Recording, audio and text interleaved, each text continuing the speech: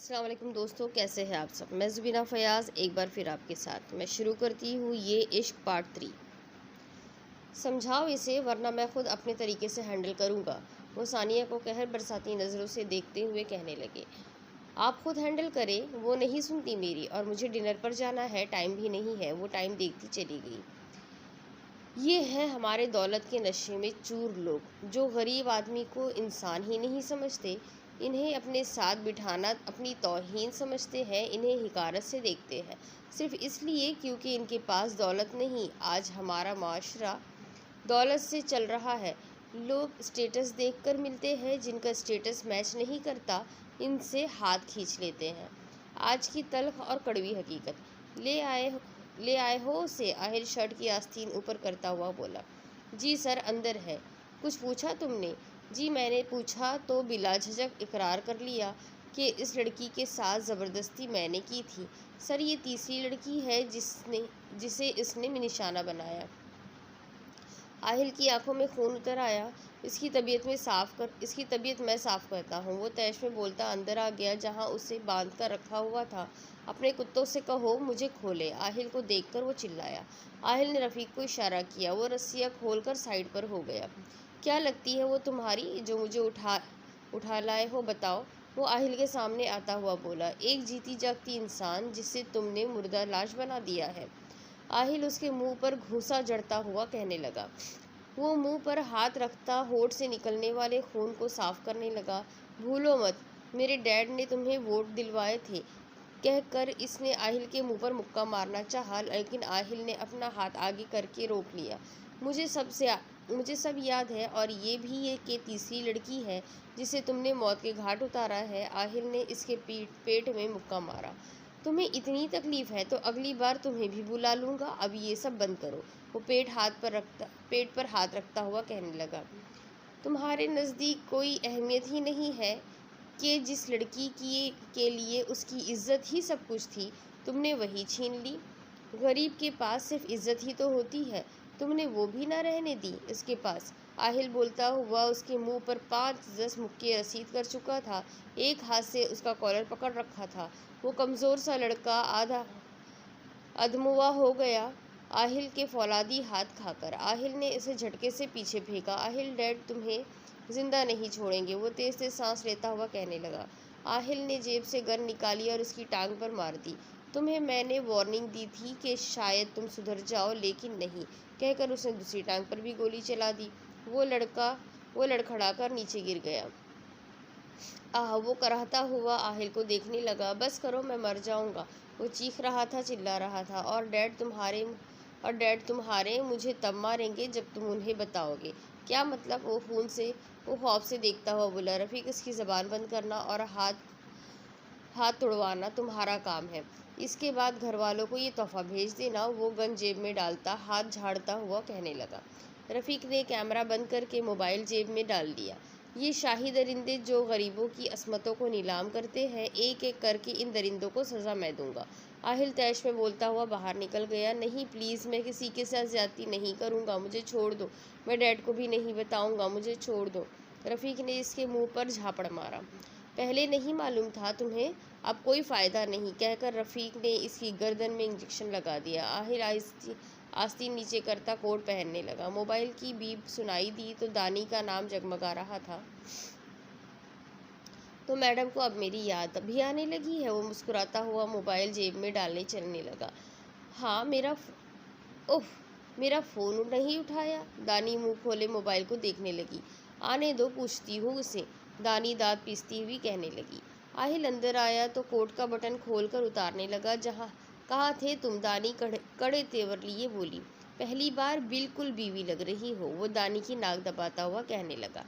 मेरा फ़ोन क्यों नहीं उठाया? तुम्हारा शौहर कोई मामूली इंसान नहीं, 1000 काम होते हैं मुझे। हाँ हाँ, मुझे पता है तुम्हें जो काम है। अब चुप करके बताओ, मेरी मुर्गी कहाँ है? मेरी मत कहा करो, आहिल खुफगी से बोला। क्यों? गुस्सा आता है मुझे। आई कांट बिलीव तुम एक बिल्ली से जल रहे हो। दानी आंखें छोटी किए बोली। बिल्कुल। आहिल के फ़ोन पर बेल सुनाई दी। 1 मिनट, दानी को इशारा करता साइड पर हो गया। हाँ रफ़ी, सर उसका काम हो गया, ना बोल सकता है ना ही लिख सकता है, सिर्फ सुन सकता है और इशारों से समझाना इतना आसान नहीं। गुड, इसका हाल मालूम करने वालों में पहला नाम मेरा होना चाहिए, ख्याल रखना। जी सर, मैं आपको इन्फॉर्म कर दूंगा। दानी आगे आगे को होती सुनने की कोशिश कर रही थी। क्या समझ आया? वह एकदम से मुड़ा। दानी घबराकर पीछे हो गई। कुछ भी सुनाई नहीं दिया, इतनी आहिस्ता बोल रहे थे, मुझे लगता है इसे भी कुछ समझ नहीं आया होगा। दानी मुँह बनाती हुई कहने लगी, तुम जो खुद से बात करती हो मुझे तो वो भी सुनाई दे जाती है। आहिल महफूज होता हुआ कहा, तुमने तो माइक्रोफोन फिट करके रखे हैं। मुबगी कहाँ है? मुबगी अल्लाह को प्यारी हो गई। वो भरपूर इत्मीनान से बोलता हुआ सोफे पर बैठ गया। दानी सदमे से उसे देखने लगी। तुमने मुबगी को मार दिया? दानी के रुखसार पर एक मोती आ गिरा। मैंने नहीं मारा किसी को। और नहीं, वो दानी को देखे बिना बोलने लगा। तुम जानते हो वो कब से मेरे साथ थी? तुमने मेरी मुबकी को। दानी बाकायदा रोने लगी थी। आहिल ने फ़ोन से नज़र हटाकर साथ बैठी दानी को देखा, जिसके रुखसार पर एक के बाद दूसरा आंसू गिर रहा था। आहिल ने उसका रुख अपनी जानिब किया।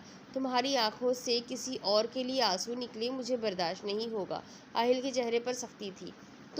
मैं जानता हूँ वो पिछले 2 साल से तुम्हारे साथ थी, लेकिन तुम्हें कोई और छुए आहिल हयात को ये गवारा नहीं। तुम्हें सिर्फ अपनी मनमर्जी करना गवारा है, बाकी सारे दुनिया जाए भाड़ में। दानी हलक के बल चिल्लाई। तुम पूछ रही थी ना कहाँ से आया हूँ, ये देखो। अब सोच समझ कर बात किया करना मुझसे। वो वीडियो प्ले करता हुआ कहने लगा। दानी हक्का बक्का सी वीडियो देखने लगी, जिसमें आहिल एक कमज़ोर से लड़के को पीट रहा था। फिर आहिल ने गोली चला दी। दानी मुंह पर हाथ रखे हैरत से उसे देख रही थी। ये क्या था? वो बमुश्किल बोल पाई। तुमने दिमाग ख़राब कर दिया था, सोचा हाथ साफ कर लूँ। दानी मुबकी का दुख भूल गई। हाथ टिशू से साफ करते हैं जाहिल इंसान, लोगों से नहीं। आहिल खफगीर से उसे देखने लगा। दानी भी खामोशी से पीछे हट गई। नहीं, मेरा मतलब ऐसे कौन मारता है? दानी संभल कर कहने लगी। आहिल का डिंपल फिर से नुमाया हो गया। दानी उसके डिंपल को पसंदीदगी से देखने लगी। तुम्हारा शौहर? आहिल नरमी से बोला। अच्छा, फिर मैं जाकर सोती हूँ। दानी की आंखों में खौफ तीर रहा था। वो खड़ी हुई तो आहिल ने उसकी कलाई थाम ली। अल्लाह, अब ये मुझे ना गोली मार दे। दानी बड़बड़ाती हुई वापस बैठ गई। मैं खा नहीं जाऊंगा तुम्हें, वो घूरता हुआ बोला। तुम्हारा क्या भरोसा, जो इंसानों से हाथ साफ करता है वो मुझ जैसी को खा भी तो सकता है। तुम्हें खाने के लिए नहीं लाया मैं। फिर? आहिल ने दानी के चेहरे से बाल हटाए। कल शिकार पर चलेंगे? किसके शिकार पर? दानी खौफजदा हो रही थी। फिक्र मत करो, इंसानों का शिकार नहीं। आहिल मुस्कुराता हो बोला। ये डिंपल तुमने कहाँ से लिया? दानी ने दिलचस्पी से पूछा। तुमने ये आंखें कहाँ से ली? आहिल ने उल्टा सवाल कर दिया। दानी मुंह बनाती उसे देखने लगी। मेरी नेचुरल है तो मेरा क्या आर्टिफिशियल है? वो घूर कर बोला। तुम्हारा क्या भरोसा, कुछ भी कर सकते हो। कुछ करके दिखाओ फिर तुम्हें। वो दानी की उंगलियों में अपनी उंगलियां फंसाता हुआ कहने लगा। नहीं, मैं जानती हूँ, तुम्हें साबित करने की ज़रूरत नहीं। दानी अपना हाथ छुड़वाती तेज़ी से निकल गई। आहिल कहा लगाता हुआ खड़ा हो गया। सो जाओ तुम, मुझे काम है, लाइट ऑन रहेगी। वो कपड़े निकालता हुआ कहने लगा। दानी ने चेहरा कंबल में छुपा लिया। मुबगी को तुम्हारा हाय मुबगी, मैं तुम्हारा हिसाब भी नहीं मांग सकती इस जाहिल से। दानी दुख से बोली। मुझे पता होता तो तुम्हें घर ही रहने देती, यहाँ बुलाकर तुम्हें भी। आहिल उफ, दानी ने झरझरी ली। सर आकिब हयात की लाश होटल में से मिली है। आसिम इसके सामने आता हुआ बोला। और इसका लैपटॉप? जी सर, वो हमारे पास है, आप बेफिक्र रहें। लेकिन बज़ाहिर उसने खुदकुशी की है। अगर पुलिस को शक पड़ गया तो कौन मुजरिम साबित होगा? सर, एक वेटर को मैंने फंसा दिया है और इससे भी मालूम नहीं कि बहुत जल्द के कत्ल केस में वो अंदर हो जाएगा। बहुत अच्छे, अब मुझे ज़रा इस रहीम से मिलवाओ जिसने एक और मुसीबत डाल रखी है। वो कोफ्त से बोले। सर, उसे भी मैंने आने का बोल दिया है, बस आने ही वाला होगा।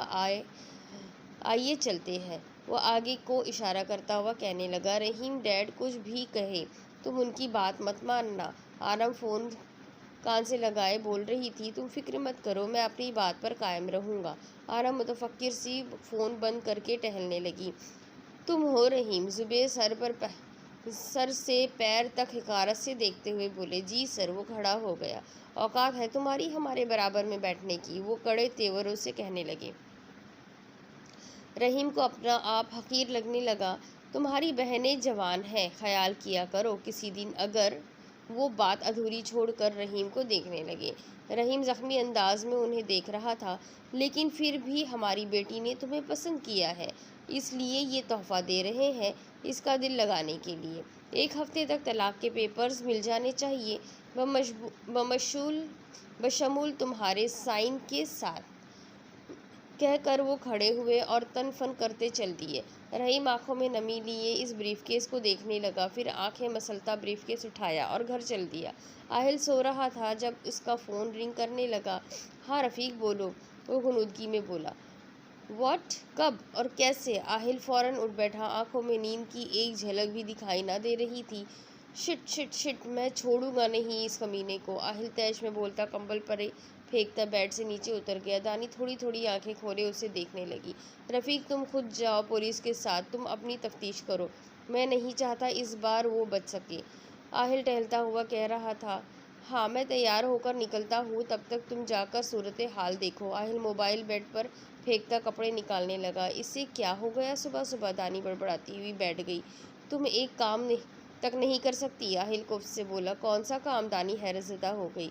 कपड़े नहीं निकाल सकती मेरे? वो तकरीबन चिल्ला रहा था। तुम्हारी वजह से मुलाजिम को कमरे में नहीं आने देता, पहले सब वही करता था, अब खुद करो, वो कुफ्त से बोलता वॉशरूम में घुस गया। अल्लाह, इस बंदे का कुछ मालूम नहीं होता कब मीटर हो जाए। दानी इसके बदलते तेवर देखकर खामोश हो गई। अभी बाहर निकलेगा तो फिर मुझ पर बरसेगा। दिखाया गया है कि खुदकुशी की है, लेकिन पुलिस का कहना है कि पोस्टमार्टम के बाद ही इस बात की तस्दीक होगी। तुमने वहाँ के वेटर से पूछा? आहिल का चेहरा बेतासुर था। जी सर, एक वेटर से मेरी बात हुई जिसने आकिब हयात को रूम दिखाया था।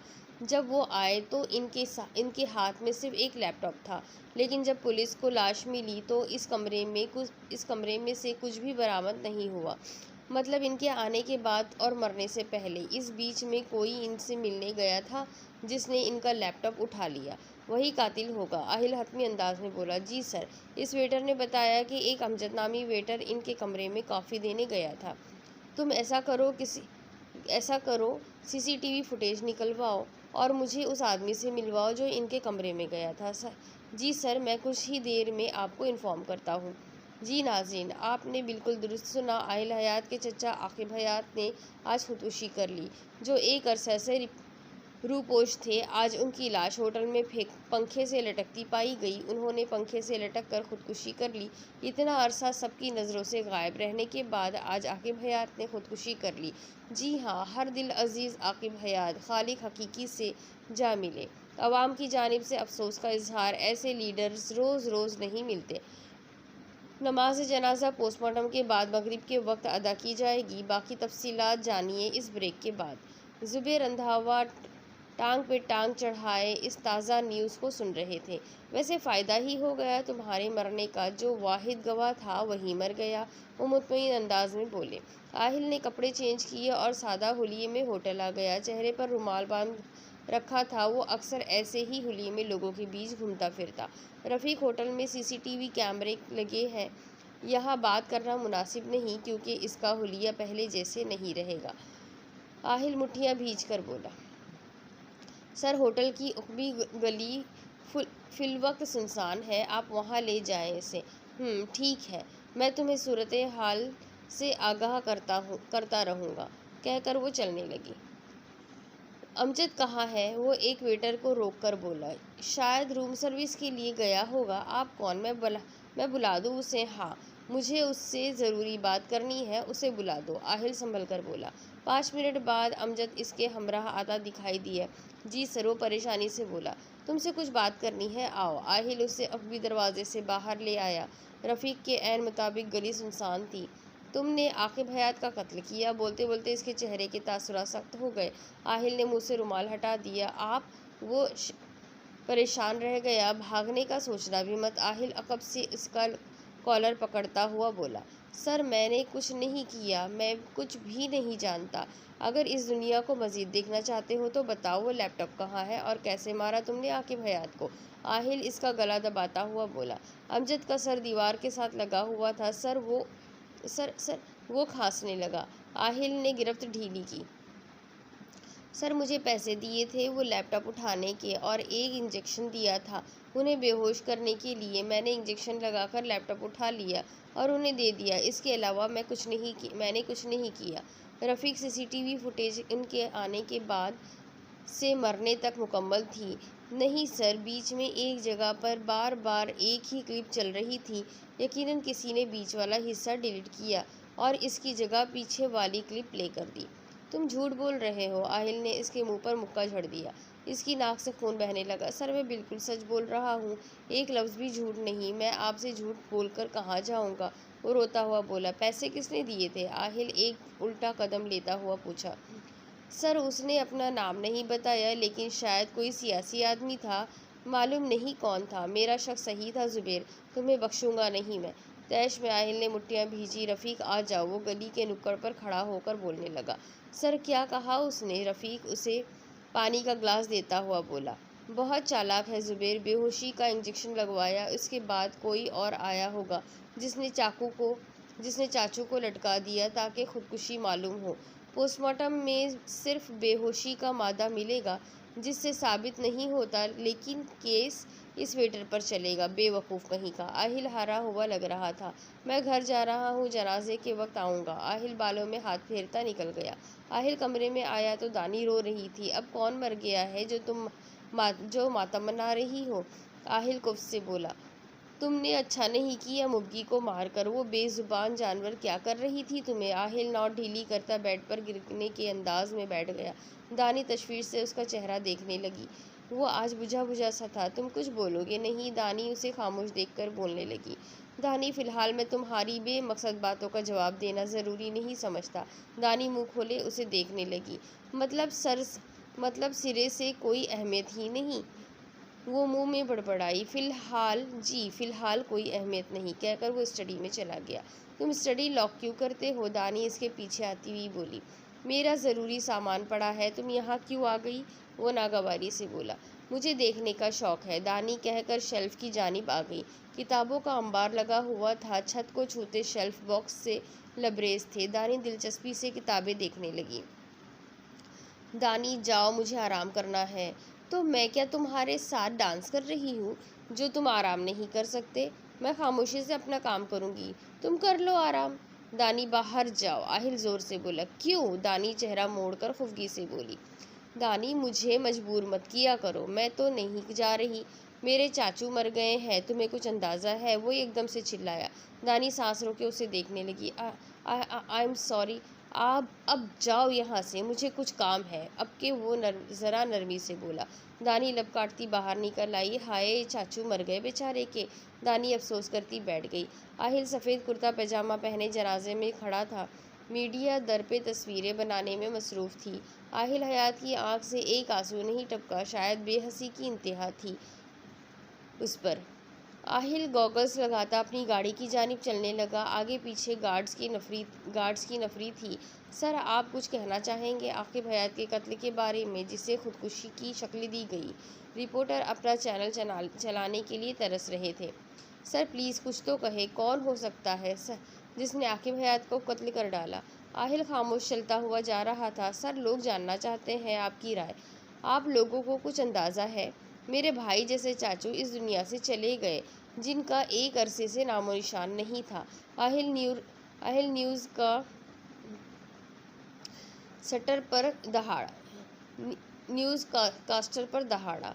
आप लोगों को अपनी कवरेज की पड़ी है और वहाँ कोई अपनी ज़िंदगी से हाथ धो बैठा है। शर्म करें आप लोग। आहिल अफसोस से बोलता हुआ गाड़ी में बैठ गया। नाजरीन, वज़ीर आला आहिल हयात को अपने चचा की वफ़ात का शदीद दुख है। इस दुख का इजहार आप देख चुके होंगे। वो प्रेस कॉन्फ्रेंस करने या कोई भी बयान देने से इनकारी में है और इनका ये रद्द अमल इस बात का सबूत था कि उन्हें अपने अजीज़ चचा जान की मौत का धचका लगा है। रिपोर्टर्स इसके जाते ही अपनी कवरेज की जानिब वापस बढ़ गए। क्या बना रफ़ीक? आहिल 2 दिन बाद उसके सामने आया। सर, वही तौक़ा के ऐन मुताबिक कसूर किसी का और सज़ा किसी को। उस वेटर पर केस चलेगा। आपके जाने के बाद पुलिस सीसीटीवी फुटेज लेकर गई, क्योंकि पोस्टमार्टम की रिपोर्ट आ गई थी। बाकी तमाम केसेस की मानंद ये भी सालों साल चलता रहेगा। तारीख है, तारीख देखते जाएंगे। वो अफसोस से बोला। यही उम्मीद थी मुझे। खैर, मुझे कोर्ट से इंसाफ चाहिए भी नहीं, मैं खुद बदला ले लूँगा। तुम चीफ सेक्रेटरी से मिलकर इसे आगाह करो कि पुलिस के महकमे पर तवज्जो दे। बहुत शिकायत मौसूल हो रही है और ये खुश आइंद नहीं है। जी सर, मैं कह दूँगा। ठीक है, फिर मैं तुम्हें फ़ोन करके बताऊँगा कुछ काम है कि नहीं, कहकर वो निकल गया। जी सर। आहिल कमरे में आया तो दानी मुँह बसोरे बैठी हुई थी। आहिल इस पर एक नज़र डालता वार्डरोब खोलकर खड़ा हो गया। तुम मुझे आज बता ही दो, किस जुर्म की सज़ा दे रहे हो? दानी खड़ी हो गई। मोहब्बत की, आहिल मुस्कुराकर बोला। मुझे कोई मोहब्बत नहीं तुमसे। मैंने ऐसा कब कहा? वो चेहरा मोड़कर अलमारी के साथ टेक लगाकर खड़ा हो गया। तो मुझे क्यों यहाँ बंद कर रखा है? ऐसा लग रहा है मैं कोमा में चली जाऊंगी। दानी सदमे से बोली। कोमा में जाने वाले पेशेंट बोलते नहीं है, सही तरह जाओ और बोलो भी मत। आहिल उसका मुंह थपथपाता हुआ बोलने लगा। आहिल, मैं तुम्हारा मुंह तोड़ दूंगी। मुझे बाहर जाना है। ये तुम्हारा ये नाजुक सा हाथ फल भी नहीं तोड़ सकता। आहिल उसका हाथ पकड़ता हुआ बोला। लेकिन तुम्हारा मुंह बखूबी तोड़ सकता है। दानी घूर कर बोली। अच्छा बताओ, कहाँ जाना है? तुम्हारी कब्र देखने। तैयार हुई कि नहीं? कब तक जाओगे तुम वहाँ? दानी संजीदगी से बोली। आहिल कह लगाता उसे देखने लगा। तुम अपना डिम्पल उतार दो। दानी मुंह बसूरती हुई कहने लगी। दानी, तुम्हारा दिमाग ठीक है? मैं कैसे डिम्पल उतार सकता हूँ? हाँ बिल्कुल, जैसे अभी ये कोट उतारा। दानी जानबूझकर बोली। डिम्पल का तो मालूम नहीं। हाँ, लेकिन ये शर्ट ज़रूर उतार सकता हूँ मैं। आहिल शर्ट के बटन खोलने लगा। बंद करो इसे, लोफर कहीं के। मुझे बाहर लेकर चलो, वरना मैं तुम्हें सोने नहीं दूंगी। दानी ने खुफगी से कहा। पूछ तो रहा हूँ कहाँ जाना है? तुम बताओ तो ले जाता हूँ। आहिल बटन बंद करता हुआ कहने लगा। मुझे पानी पूरी खानी है और घर भी जाना है। पानी पूरी अभी आ जाएगी, इसके लिए जाने की ज़रूरत नहीं। मुझे जाकर खानी है। क्यों, यहाँ क्या मसला है? वो घूर कर बोला। यहाँ मेरे मुंह से बाहर निकल आएगी, इसलिए वहाँ जाकर खाना है। अच्छा, और वहाँ नहीं निकलेगी? वो सीने पर हाथ बांधता हुआ बोला। नहीं, वहाँ तो इसका मालिक खड़ा होगा, उसके सामने थोड़ी ऐसी हरकतें होगी। दानी, तुम्हारे पास खाली दिमाग भी नहीं है।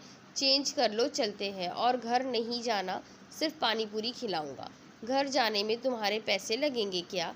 दानी उसका कॉलर खींचती हुई कहने लगी। ऐसे काम मत किया करो, क्योंकि जिस दिन मैंने किए फिर तुम्हारा ये मुंह बंद हो जाएगा। वो खुफगी से अपना कॉलर छुड़वाता हुआ बोला। दानी संभल कर एक कदम पीछे हो गई। नहीं जाना तो मतलब नहीं। अब पानी पूरी खानी है या नहीं, बताओ। टाइम नहीं है मेरे पास। हाँ, टाइम तुम किराए पर देकर आते हो ना, जो कभी होता ही नहीं। दानी जलकर बोली।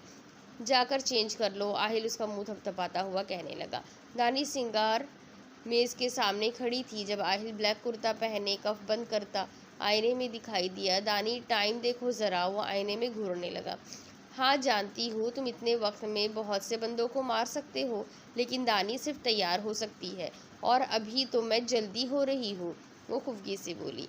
1 घंटा जल्दी है? अमेजिंग। वो घड़ी पर नज़र डालता हुआ कहने लगा।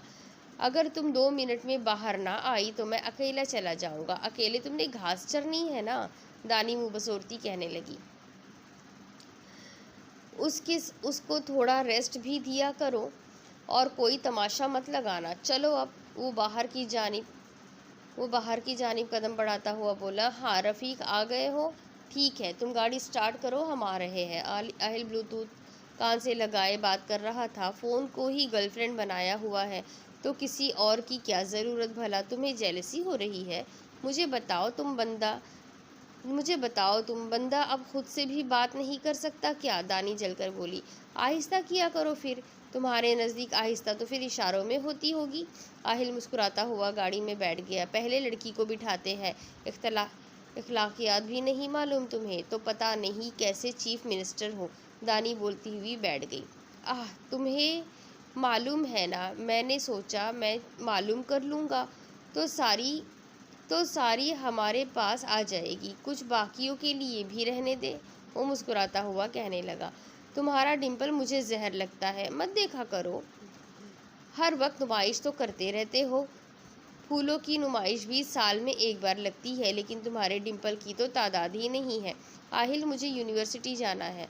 इस टाइम कौन सी यूनिवर्सिटी ओपन है? वो मसरूफ़ से अंदाज में बोला। अभी नहीं, सुबह, फ़िलहाल नहीं। आहिल, क्या मुसीबत है? तुम्हें मुझे घर में दीवारों की पैमाइश करने को छोड़ा हुआ है तो मत करो तुम। वो भरपूर इत्मीनान से कहने लगा। कीड़े पड़े तुम्हें जाहिल, अल्लाह पूछेगा तुमसे। दानी जल कुड़ कर बाहर देखने लगी। आहिल का डिम्पल मजीद गहरा होता जा रहा था। इस तरह तुम मुझे खुद दावत देती हो कि कहाँ है इनविटेशन कार्ड? दानी चेहरा मोड़कर कहने लगी। आहिल चेहरा झुकाए मुस्कुराने लगा। शर्मा तो ऐसे रहे हो जैसे किसी लड़की से रिश्ते की बात कर दी हो।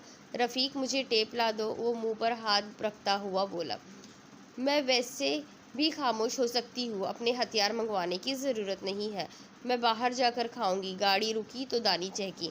कोई ज़रूरत नहीं है, चुप करके गाड़ी में बैठी रहो, गाड़ी में खाओ, कोई न्यूज़ नहीं बनवाना चाहता मैं, गुस्से से बोला। आहिल, मुझे नहीं पता, सियासत तुम्हारी और मुसीबत मुझे। क्या चाहती हो? गन सामने रखूँ फिर मानोगी? वो दानी की जानिब झुकता हुआ बोला। इतनी पसंद है तो गन ही खा लिया करो। तो नहीं जा रही मैं बाहर, पीछे रहो अब। दानी उंगली से उसके सीने पर हाथ रखती पीछे करने लगी। रफ़ीक बाहर खड़ा होकर पानी पूरी बनवाने लगा। मैम, वो दानी को पकड़ाता हुआ बोला। दानी लबों पर ज़बान फेरती खाने लगी। रफ़ीक, मिर्च और तेज़ करवाओ, वो सीसी करती हुई बोली। आहिल ने मोबाइल से नज़र हटाकर उसे देखा। इतनी मिर्च सेहत के लिए अच्छी नहीं। तुम डॉक्टर हो? नहीं। फिर चुप रहो, जिस दिन डॉक्टर बन जाओगे उस दिन कहना। दानी असर लिए बिना खाने लगी। आहिल नफ़ी में सर हिलाता अपना काम करने लगा। तुम भी खाओ। दानी ने प्लेट उसके सामने की। मैं हेल्थ को लेकर बहुत कॉन्शियस हूँ।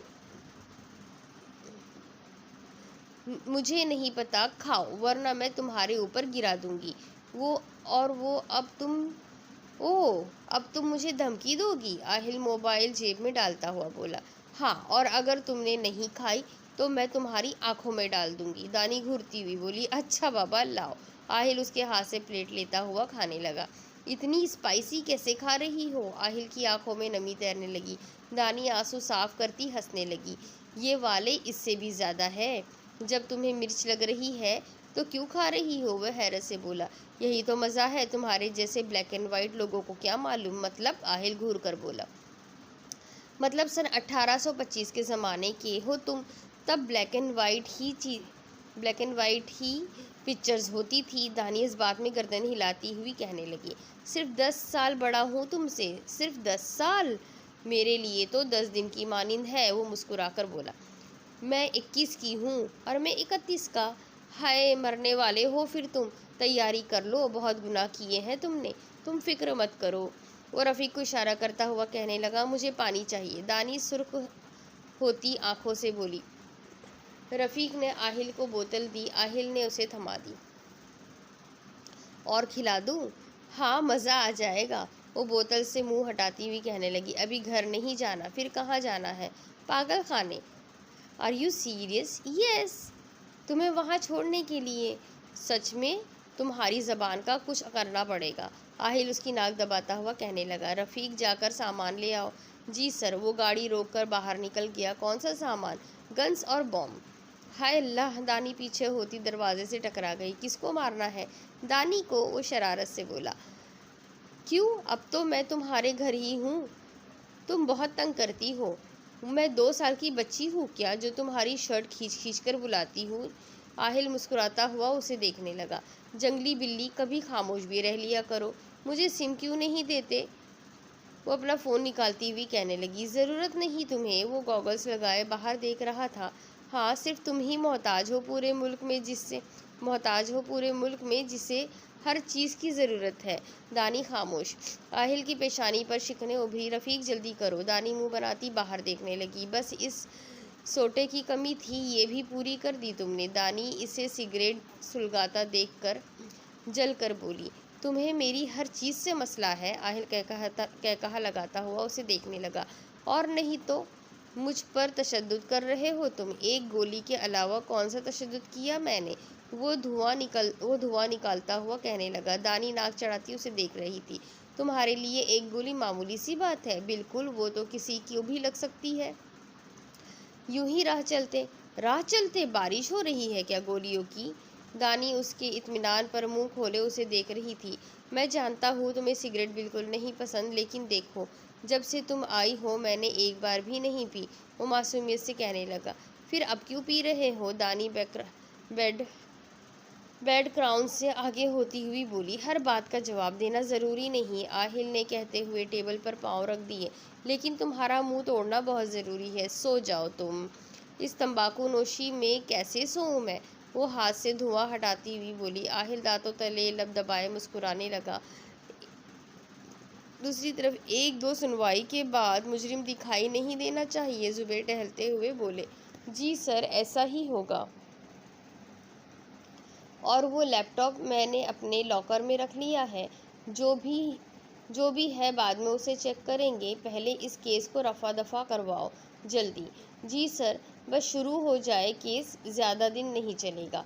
एक वो कमीना है, दानी को अपने पास रखकर बैठा है। न जाने क्या चल रहा है उसके दिमाग में। वो कुलसकर कह रहे थे। आसिम खामोश रहा। सर, रहीम आ गया है। आसिम मोबाइल देखता हुआ बोला। बुलाओ उसे अंदर, आज ये किस्सा भी ख़त्म करें। सर, ये पेपर साइन कर दिए हैं मैंने। वो जुबैर के सामने खड़ा बोल रहा था।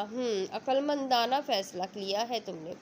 अगर अब मेरी बेटी के साथ दिखाई दिए तो दोबारा दुनिया में दिखाई नहीं दोगे। वो दरस्ती से बोले।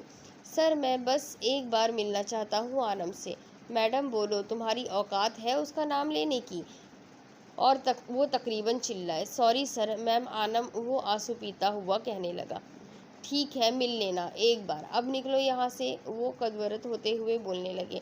रहीम सांस खारिज करता निकल गया। आहिल, मुझे यूनिवर्सिटी जाने दो, अब तो मैंने डील भी कर ली है। दानी इसे झंझोड़ती हुई कहने लगी। वो जो गहरी नींद में था नागवारी से दानी को देखने लगा। दानी, तंग मत करा करो। आहिल, मैं अकेली चली जाऊंगी, तुम कमरे से बाहर कदम रखकर तो दिखाओ मुझे। वो करवट लेता हुआ बोला। तुम इंतहाई दर्जे के घटिया इंसान हो। मैं जानता हूँ, बताने की ज़रूरत नहीं। दानी को इसकी ढिठाई पर मज़ीद गुस्सा आने लगा। जंगली बिल्ली, जाग रही हो तो मेरे कपड़े ही निकाल दो। मैं सिर्फ तुम्हारी जान निकाल सकती हूँ। नहीं, तुमसे वो भी नहीं हो सकता। अब क्यों उठे हो? सोए मरे रहो। तुम सोने दो फिर ना। मैं तो कहती हूँ एक ही बार कब्र में जाकर सो जाओ, कोई तंग नहीं करेगा। सुकून से रहो और दूसरों को भी सुकून से रहने दो। इतनी जल्दी मेरा वहाँ जाने का कोई इरादा नहीं है। हाँ, सबको भेज कर जाओगे? अच्छा सुनो, मैं नहीं सुन रही। आहिल बेड से उतरकर उसके सामने आ गया। क्या है? आज शिकार पर जाना है, तैयार हो जाओ। गोली खाने के लिए नहीं, मारने के लिए। मैं नहीं जा रही, दानी कहकर मुड़ गई। दानी की कलाई आहिल के हाथ में आ गई। क्या कहा? वैसे तो माइक्रोफोन फिट है, आज अच्छी भली आवाज़ समझ नहीं आ रही? मुझे ना सुनने की आदत नहीं। अच्छा, फिर तुम अकेले चले जाओ। इसमें इसमें ना कहीं भी नहीं है। दानी अपनी कलाई इसके लोहे जैसे हाथ से आज़ाद करवाने की सही करती हुई बोली। आहिल मुस्कुराता हुआ आगे हुआ और दाएं हाथ से दराज में से गन निकाल ली। दानी ने बेचैनी से पहलू बदला। हाँ, क्या कह रही थी तुम?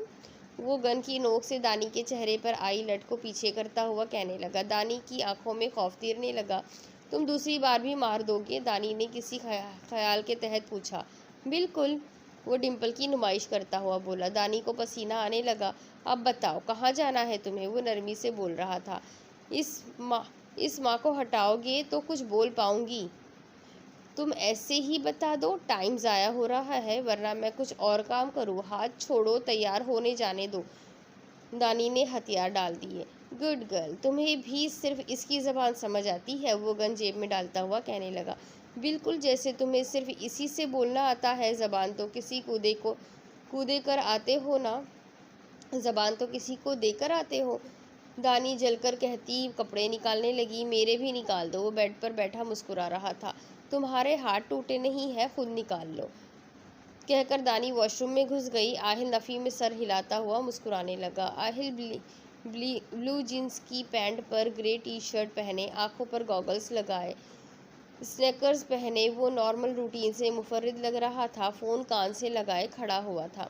दानी चलती हुई आई तो आहिल ने चेहरा मोड़कर उसे देखा, जो इस वक्त ब्लैक जीन्स पर ब्लैक ही शर्ट पहने हुए थी, सुरमई आंखों पर गॉगल्स लगा रखा था, सियाह रेशमी बालों की टेलीपोनी बना रखी थी, जो पुश्त पर अटखेलियाँ खा रही थी। लॉन्ग शूज़ पहने वो आहिल के सामने खड़ी हो गई। आहिल सताइशी नज़रों से उसे देखने लगा। साकिब साहब, बाद में बात करता हूँ आपसे, कहकर उसने फ़ोन बंद कर दिया। चले? वो मुस्कुराकर बोला। नहीं, पहले मौलवी साहब को बुलवाकर खुतबा सुनते हैं, उसके बाद जाएंगे। दानी से कभी सीधे जवाब की तवक्का नहीं की जा सकती। वो धीरे से मुस्कुराया। अब देखते हैं इसके आगे क्या होगा। आहिल उसे शिकार पर ले जा रहा है। दानी और आहिल के दरमियान क्या मोहब्बत कभी होगी? क्या ये दोनों का इश्क कभी कायम हो पाएगा? आहिल ने आखिर इस कदर इस तरीके से इससे शादी क्यों की है? आहिल उसके बाप से क्या बदला लेना चाहता है? ये सारा कुछ जानने के लिए मेरे साथ बने रहिए। चैनल को सब्सक्राइब कर लीजिए और बेल आइकन को ज़रूर दबा दीजिए। अगली किस्त में फिर मिलूँगी। अल्लाह हाफ़िज़।